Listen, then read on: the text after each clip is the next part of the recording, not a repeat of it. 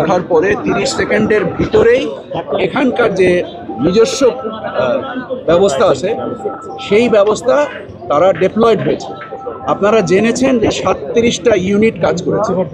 So এই আগুনের যে মানে পরিমাণগত যে ভয়াবহতা, এটাকে ওই একটা ইউনিট দিয়ে এটাকে হ্যান্ডেল করা যায়নি। এই জন্য পর এক এক করে 37টা ইউনিট জোগাড় করতে হয়েছে। এমনকি শেষ পর্যন্ত ওয়াসার পানিও আনা হয়েছে।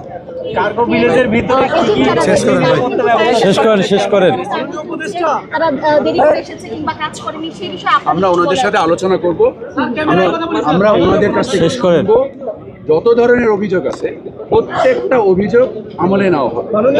এখনই একটা ক্যাটালগিং কমিটি করে দেওয়া হয়েছে, যারা এই আগুনের পূর্ববর্তী এবং বর্তমান অবস্থায় পুরো ঘটনার ক্যাটালগিং করবে।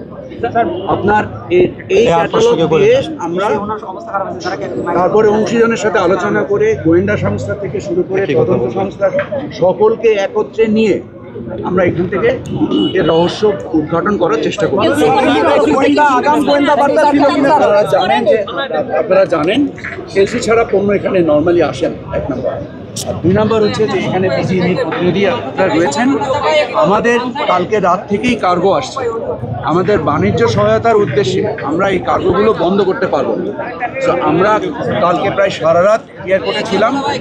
আমরা একটা নতুন জায়গা এনবিআর এর সাথে সংশ্লিষ্ট হয়ে বিজিএমই আমাকে প্রতিশ্রুতি দিয়েছে যে দ্রুততম সময়ে, এবং আমরাও সরকারের পক্ষ থেকে দ্রুততম সময়ে এটাকে কিভাবে বের করা যায়, আমরা সপ্তাহে 7 দিন 24 ঘন্টা কাজ করব।